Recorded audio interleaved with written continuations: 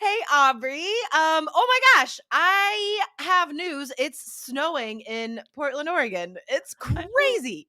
I'm so jealous. It's snowing. I hardly ever see snow. I mean, that's unfortunate that it's freezing, but snow is just beautiful and so peaceful. I'm happy. I'm inside, nice and warm. I got some work to do. It makes me feel like comfy cozy when it's Oh, snowing outside. absolutely, right? If it's snowing outside, no matter what you're doing, you feel cozy to be inside somewhere warm. I am so obsessed with making art right now that I feel like this is the perfect weather for staying inside and making art as well. Yes, and ooh, good use of the phrase to be obsessed with something. Why, I'm thank ex you. Right?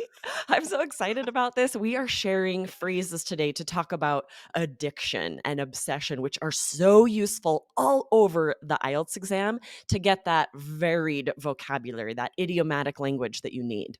Exactly. Today's vocabulary is so easy to use, and we're going to tell you where to put it when you're doing IELTS speaking, but also just in real life. So, the phrases that you're going to learn today, guys, these are phrases that Aubrey and I use all the time, that every native speaker uses in daily life, that you do not find on academic word lists or whatever like vocabulary lists you're studying. So, definitely listen to the whole episode so you get all of this wonderful vocab today. So, before we get into the vocabulary, though, what are some places on IELTS speaking that this would be useful for?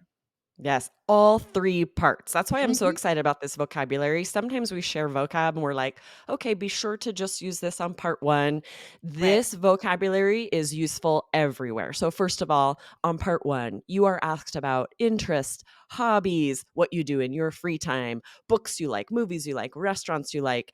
And Mhm. instead of just saying, "I like this, I like that," you are going to want to instead use the very native idiomatic vocabulary we're going to teach you today. So easy to use this on almost any question. Seriously. Yeah, so, like, most of the groups of questions in part 1, there's a question in there like, "Do you like this? What do you like about this? Do you enjoy?" Right? This vocab is perfect, and it's it's perfect to remind you to give specific examples. You know what I mean? Because it's like, Yes. "Yeah, I love movies," or whatever, but then to follow that with, like, "Actually, I'm completely obsessed with, a horror series now, and, I've watched 3 of the movies because you know how horror movie series, there's, like, 20 Yes. Halloween movies or Right. whatever. So, like, it's perfect for any of these, questions. And That's part such a 2 good point. also.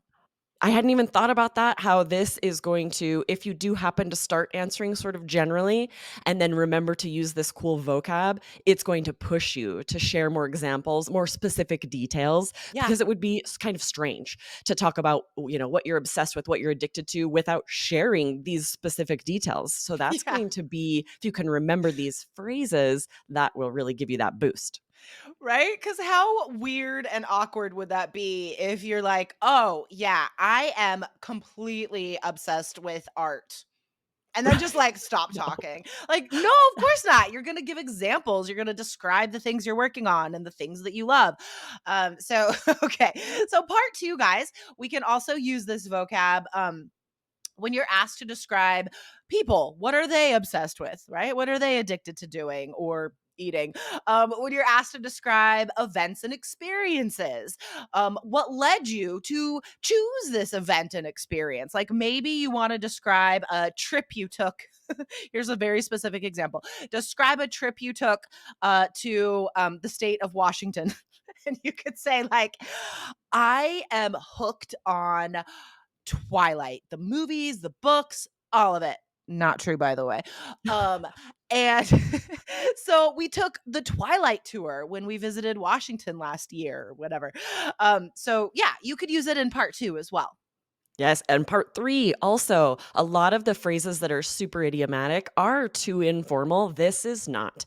On part 3, you might be asked about, children, how much time they spend on technology, or adults, health Mhm. questions, any questions about society, work. You can definitely relate these expressions to get specific. What are you obsessed with about your job or someone you know, right? What Totally. about entertainment or technology sucks you in, pulls Right. you in, right? To use this vocabulary to get specific. Exactly, exactly. All right, so let's give some examples of the vocabulary and how we can use it. All right, so the first phrase is can't put it down. So this is a very specific one. Only use this for books, wouldn't you say? Yes, exactly, right? It's gotta be something that, like, you wouldn't say you couldn't put down an article because it's a pretty quick read, Right. whereas a book that's going to take quite a bit of time, is a real page turner, that's when we say, "I couldn't put it down, it was so fascinating." So, yeah, that's a very specific one to describe any book you really like. I couldn't put it down. It's usually going to be used in the past tense, right? Because you're describing a book that you already read, most likely. So, any book you really like, you read it quickly, just I couldn't put it down. Such an easy idiom to work in there. Now, this next one is very general. You could use it for anything that you really liked in the past or you really like now.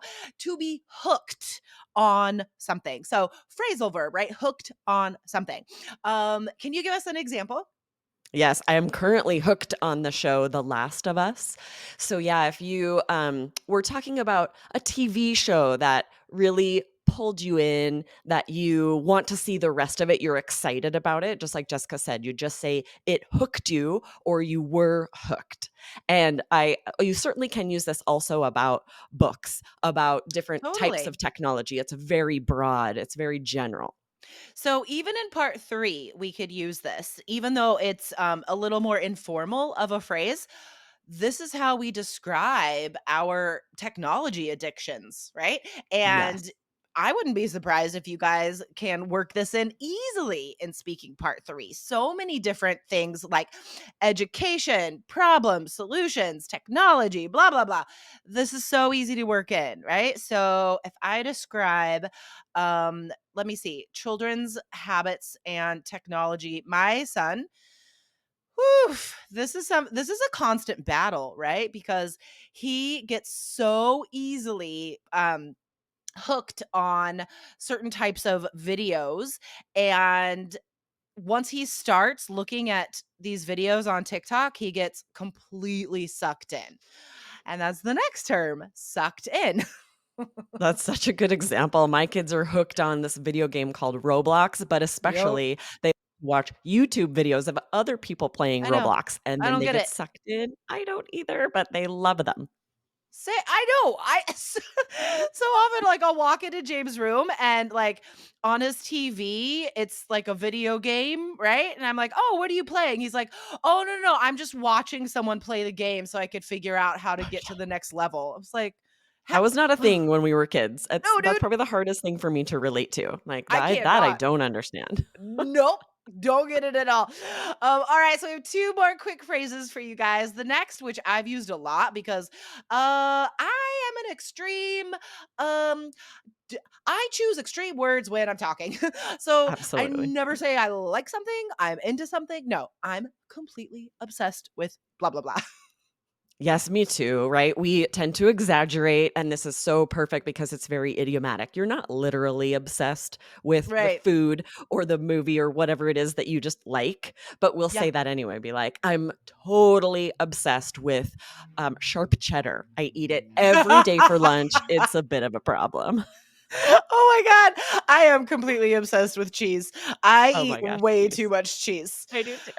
Ooh, cheese. Okay, here's the last one, guys. Can't get something out of my mind. So, this is a beautiful phrase. It's longer, it's impressive, it's idiomatic, and it can be used to describe anything you think about a lot or you love a lot, right? But mostly, let's focus on using it to describe things that occupy your thoughts a lot. Maybe more than it should, could be positive, could be negative, but it's just a fact. You think about this a lot. So, Aubrey, how could you use this phrase? I think about health questions on part 3, and you can still make it personal when you're talking about health issues for society in general. And you can say, take me, for example, I can't get sugar out of my mind. I think about the next dessert I'm going to eat starting at 2 p.m., which is true, actually. I can't get food out of my mind. Just I food.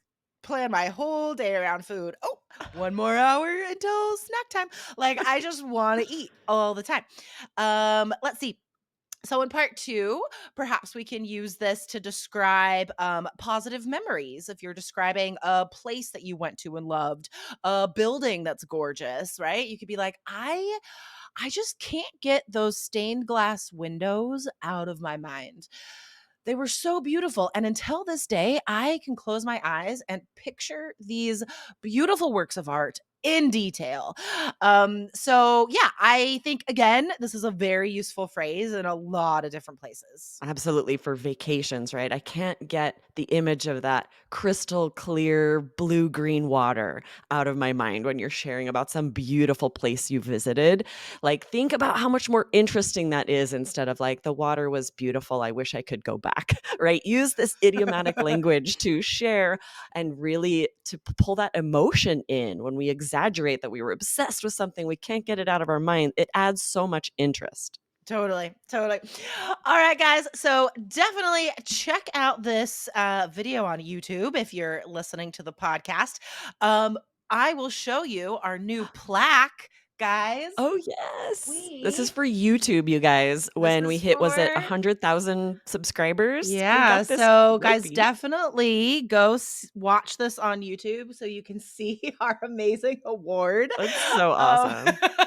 is super cool. And Aubrey and I have talked about we're so thankful to you guys for following us, for listening to us, for watching us. And I personally, I am just proud because it gives me cred in front of my son. Gives me I street know, cred. right? It's like Yep. well, I'm obsessed with YouTube. You're a YouTube star, Jessica? Oh Amazing. my gosh, what a cool mom you have, James. Right. Okay. All right, guys. Well, thank you so much for listening and subscribing, and we'll see you next week. Awesome. See ya.